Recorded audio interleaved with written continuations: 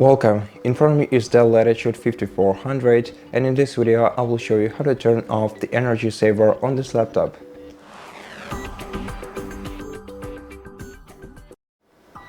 To do it, you have to right-click the battery icon on your status bar and go to Power and Sleep settings.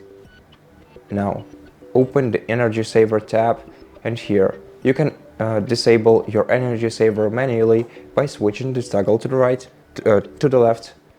And if you want to disable your energy saver forever, expand this list and select Never. This way, energy saver will not turn on your computer. And that's basically it. Thank you for watching this video. If you liked it, consider subscribing to our channel, leave us a like and a comment below, and I'll see you in the next one.